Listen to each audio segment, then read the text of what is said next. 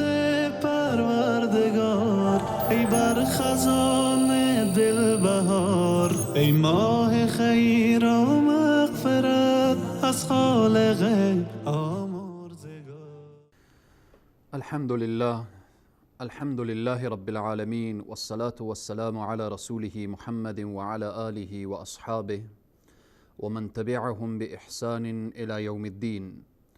قال الله تبارك وتعالى في القرآن العظيم: فأعوذ بالله من الشيطان الرجيم، والعصر إن الإنسان لفي خسر إلا الذين آمنوا وعملوا الصالحات وتواصوا بالحق وتواصوا بالصبر.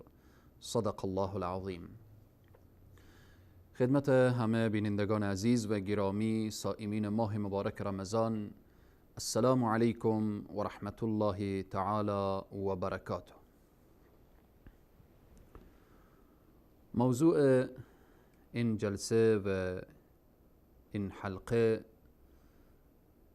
موضوع ارزش وقت و یا رمضان و ارزش وقت. درسی که ما از ماه مبارک رمضان میگیریم اینه که الله سبحانه و تعالی میخواهد که ارزش وقت را برای ما نشان بده.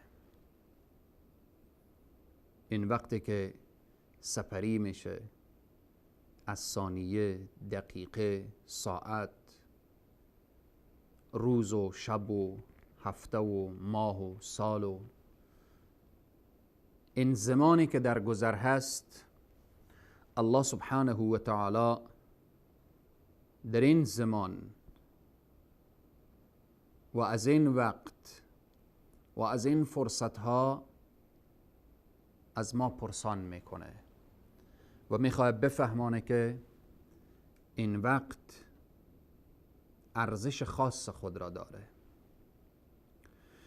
وقتی ما میگیم رمضان و ارزش وقت، فقط به این نکته کفایت میکنه که یک شب الله سبحانه و تعالی میخواد بفهمانه که اگر یک شب در عمرتو درست و صحیح سپری بشه و در خدمت الله سبحانه و تعالی باشه و به رضایت الله سبحانه و تعالی سپری بشه، بهتر از 1000 ماه است. مسیر 80 و چند سال تو طی میکنی و نزدیک میشی به الله سبحانه و تعالی که او شب قدر هست. لیلة القدر خیر من 1000 شهر، بهتر از 1000 ماه. پس این ارزش وقت را نشان میده. الله سبحانه و تعالی نمیگه که 1000 ماه را تو شب زنده داری کن،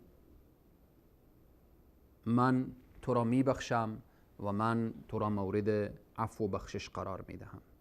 نه، میگه یک شب زنده داری کن، اجر و پاداش 1000 ماه را بگیر. پس این نشان دهنده اینه که این شبهایی که از پیش ما به غفلت سپری میشه، این روزهایی که به غفلت سپری میشه، الله سبحانه و تعالی از اینها پرسان میکنه. الله سبحانه و تعالی قسم یاد میکنه، والعصر، قسم به عصر، قسم به وقت، قسم به زمانه. ان الانسان لفی خسر، انسان در حال خسران هست، در زیان هست. ای انسان، الله سبحانه و تعالی با تأکید قسم یاد میکنه که انسان در حال خسران و زیان هست. اسباب را بیان میکنه که ای انسان، میخوای از این خسران و از این زیان و از اینها نجات پیدا کنی؟ میخواهید وقت تو درست و صحیح استفاده بشه؟ میخواهید که الله سبحانه و تعالی از تو راضی باشه و از این وقت چگونه استفاده کنی؟ الا الذین آمنوا، مگر کسانی که به الله ایمان آوردن معرفت به الله سبحانه و تعالی حاصل کردن، مؤمن شدن به آنچه که الله سبحانه و تعالی دستور داده که ایمان بیاورید ایمان آوردن. الا الذين آمنوا و عملوا الصالحات، عمل صالح انجام دادن. در عمل صالحشان دو شرط قبولیت را رعایت کردن، اخلاص و متابعت از نبی کریم صلی الله علیه و سلم. خودنا فقط به ایمان و عمل صالح اکتفا نکردن، بلکه دیگران را توصیه کردن به طرف حق، توصیه کردن دیگران را که وقت دیگران ضایع نشه، ارزش وقت را برای دیگران فهماندن. و تواصوا بالصبر، و توصیه کردن که در راه حق وقت روان شدید صبر و استقامت و ثابت قدم باش. ماه مبارک رمضان و ارزش وقت. رسول اکرم صلی الله علیه و سلم می‌فرمایند اغتنم خمسا قبل خمس، غنیمت به شمار 5 چیز را قبل از 5 چیز. شبابک قبل هرمک، جوانی را قدرش را بدان پیش از این که پیری به سراغ تو بیایه. و صحتک قبل سقمک، قدر صحتمندی سلامتی خود را بدان پیش از این که مریضی به سراغ تو بیایه. و می فرمایند رسول اکرم صلی الله علیه و سلم و غناءک قبل فقرک، غنامندی و ثروت و سرمایه خود را قدرش را بدان پیش از این که محتاجی و نیازمندی و فقر به سراغ تو بیایه. و فراغک قبل شغلک، وقتی فارغ هستی قدرش را بدان پیش از این که مشغولیت ها به اطراف تو حلقه بزنه.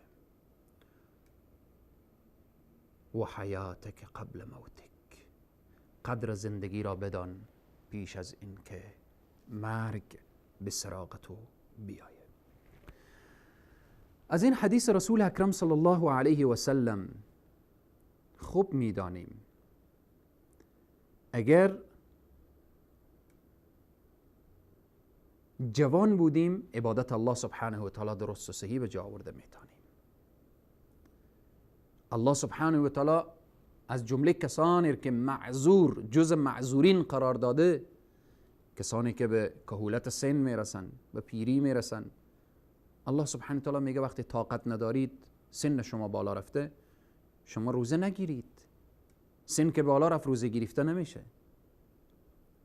پس ای جوان مسلمان، ای خواهر مسلمان، هنوز پیری به سراغت و نیامده تلاش بکن در سجده خود، در رکوع خود، در قیام خود، در قرائت خود، در صوم و صلات و زکات خود، در حج خود متوجه باش. و صحتک، انسان که مریض شد روزه نمیتونه بگیره، انسان صحتمند روزه میگیره. پس وقتی صحتمندی، الله سبحانه تعالی مریض، اشخاصی که مریضن جز معذورین قرار داده، برایشان گفته که شما روزه رمضان را افطار کنید و بعد از رمضان فعدة من ایام اخر، با صحتمند شدید روزه را قضا بیاورید. پس این روزه را چی کسی میتونه درست و صحیح بگیره که صحتمند باشه؟ پس ای خواهر مسلمان و برادر مسلمان، وقت خیلی مهمه و خیلی ارزش داره. الله سبحانه و تعالی به اوقات مختلف قسم یاد کرده، همانطوری که گفته والعصر، جای دیگر قرآن میگه والفجر ولیال عشر، جای دیگری میگه والضحى واللیل، جای دیگری الله سبحانه و تعالی قسم یاد میکنه والشمس وضحاها والقمر اذا تلاها. از این خورشید وقتی قسم یاد میکنه، چون این خورشید هست به خاطر ترتیب و تنظیم این زمان. به طلوع و غروب خورشید معلوم میشه بدایت روز، نهایت روز. وقتی الله سبحانه و تعالی به قمر یاد میکنه، در جای دیگری وقتی الله اشاره میکنه یسألونک عن الاهله قل هی مواقیت، این هلال به خاطر اینه که وقتها مشخص بشه. پس بناهن ماه مبارک رمضان آمده تا ما را متوجه بسازه که ای انسان این وقت ارزش داره، ارزش وقت را بدان. الله سبحانه و تعالی میفرمایه ثم اتم الصیام الى اللیل،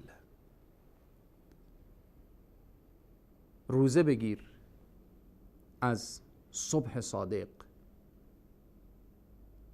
تا به غروب آفتاب، از صبح تا شام. وقتش مشخصه، تعیین شده. کسی نمیتونه که بگه روز هوا گرم من شب روزه میگیرم،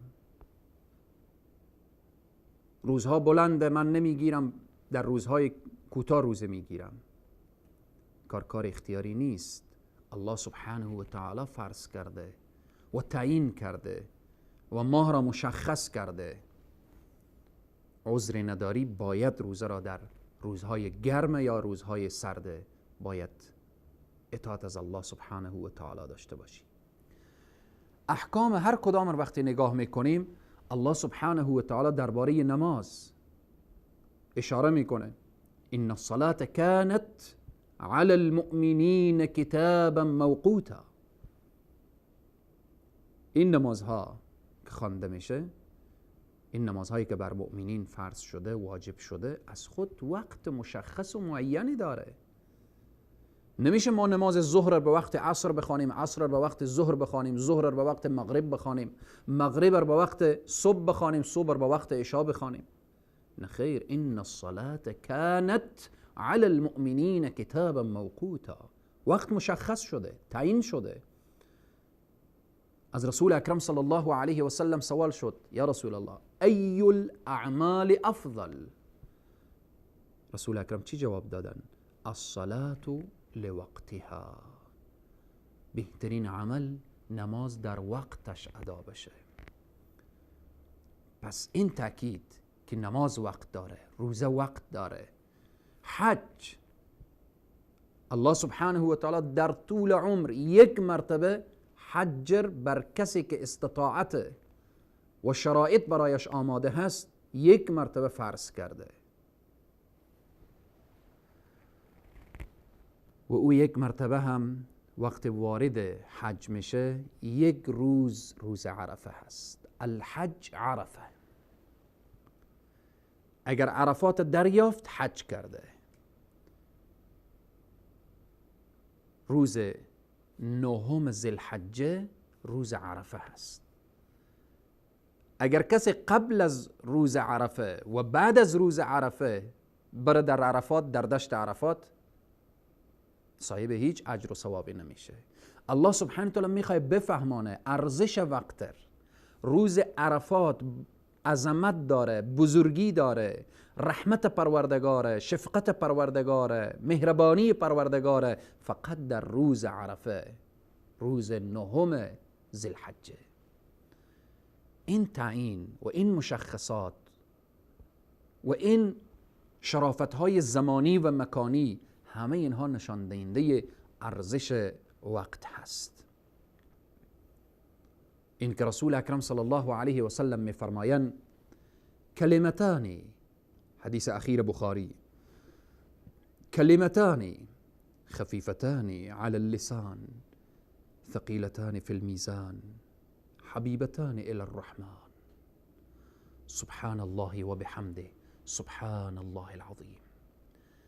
ای خواهر مسلمان و برادر مسلمان، لحظه فکر بکن آوردن این جمله، این دو کلمه چقدر وقت میگیره؟ شاید کمتر از دقیقه چندین مرتبه انسان بگه سبحان الله و بحمده سبحان الله العظیم. یعنی در حد 1 دقیقه بیش از 10 مرتبه گفته میشه. با این آسانی به زبان گفته میشه، به ترازوی اعمال سنگین هست، به نزد الله محبوب هست. این میخواد ارزش وقت رو نشان بده که این وقت خیلی ارزش داره. بعضی انسان ها میگن وقت طلا هست.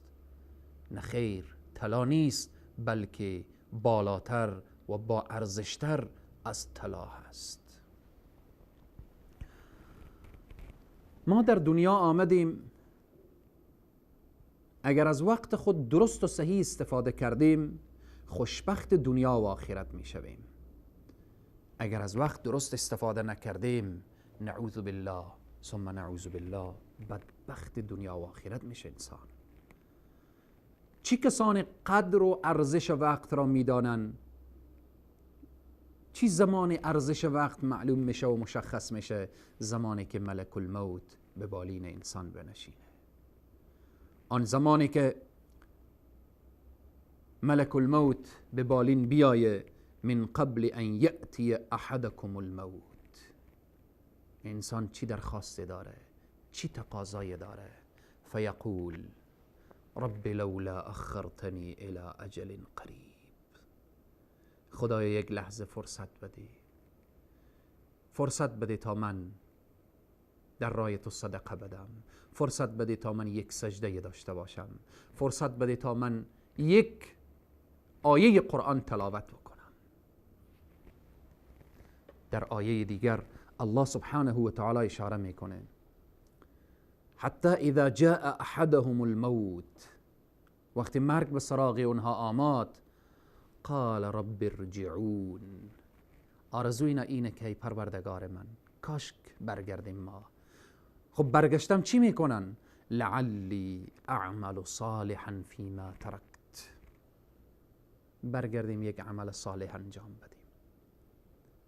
این آرزوی کسانی هست که ملک الموت به بالین اونها وقتی که می نشینه.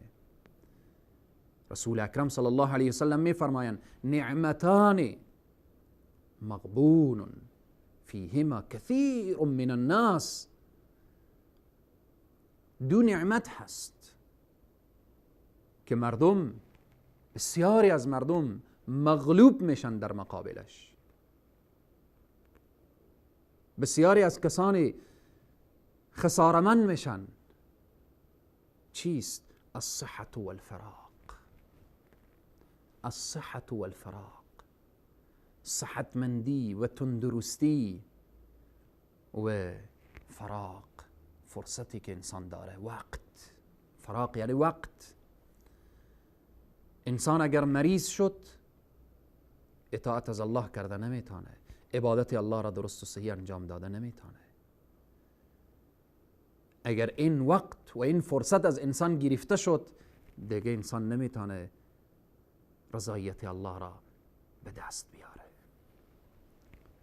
پس بناهن ماه مبارک رمضان ماهیه که میخوای برای ما ارزش وقت را نشان بده. این همه فضیلت کسی که روزه میگیره، این همه فضیلت که کسی که شب زنده‌داری داره، کسی که تلاوت قرآن داره، همه این مسائل اینها ارزش وقت هست. امیدواریم که الله سبحانه و تعالی بر ما توفیق بده، بر همه خواهران و برادران که همیشه متوجه وقت خود باشن، خصوصا در ماه مبارک رمضان. تو کسی که قرآن یاد داری وقت خود را بگذار در خدمت قرآن. اگر یاد نداری تلاش بکن تا قرآن را یاد بگیری. تو کسی که قرآن را یاد نداری نگو من قرآن یاد ندارم. شروع کن به ذکر الله سبحانه و تعالی. روزانه استغفار بکن، تسبیح، سبحان الله، تحمید، الحمد لله، تهلیل لا اله الا الله. کام و زبان معطر به یاد الله باشه. نماز بخوان، جود و بخشندگی داشته باش. خلاصه از لحظه لحظه زندگی خود استفاده بکن. ساعتها وقت داریم که موبایل به دست ما گرفته باشه، با فیسبوک و با آل و اسباب های دیگر امروزی، با واتساپ و با توییتر و با فلان و با فلان و با این و اون. وقت داریم که بگذاریم، اما به تلاوت قرآن، چرا وقت نداشته باشیم؟ جمله خالد ابن ولید چقدر جمله تکان دهنده هست. برادر مسلمان و خواهر مسلمان متوجه باش. خالد ابن ولید رضی الله عنه، صحابه جلیل القدر، سیف الله، قرآن رو برمیداره، طرف قرآن نگاه میکنه، اشکان مبارک میریزه، میگه مرا ببخش که چنان جهاد مرا مصروف کرده که من فرصت به تلاوت تو کم پیدا میکنم و کم فرصت پیدا میشه که من تو را تلاوت کنم. الله اکبر. خالد ابن ولید گریه میکنه که جهاد مرا از تلاوت قرآن و از تدبر با قرآن و از خواندن قرآن مرا مانع شده. جهاد ذروت سنامه، جهاد قله بلند اسلام جهاد هست. امروز مسلمانانی که اشیای لهو و لعب اونها را به خود مصروف کرده، ساعتها پای تلویزیون و پای اینترنت و پای فیلم ها و پای سریال ها و با این و آن گشتن و حرف زدن و با اینها وقت میگذاریم، اما وقتی که به تلاوت قرآن میرسه باز خواب میآیه، غفلت میآیه، کسالت میآیه. الله سبحانه تعالی به حال همه ما رحم کنه. نشه که در روز قیامت قرآن شکایت بکنه و بگه وقال الرسول یا رب ان قوم اتخذوا هذا القرآن مهجورا. رسول الله شکایت میکنن از دست اون کسانی که قرآن را محجور کردن، یعنی ترک کردن و کنار گذاشتن. الله سبحانه تعالی به ما توفیق بده تا اینکه از لحظه لحظه عمر خود و زندگی خود ما استفاده کنیم. رسول اکرم صلی الله علیه و سلم میفرمایند در حدیث لا تزول قدم عبد یوم القیامه، اجازه نمیدن یک قدم برداری در روز قیامت حتی تا اینکه سوال میشه از چند چیز، عن عمره فیما افنا، عمر را کجا فنا کردی، جوانی را کجا مصرف کردی، مال را از کجا آوردی و در چی راه مصرف کردی. الله سبحانه و تعالی بر ما توفیق بده که قدر وقت و قدر زندگی خود را بفهمیم و درست و صحیح استفاده کنیم. تا برنامه بعد همه شما عزیزان و بزرگواران را خداوند کریم و رحیم می سپارم.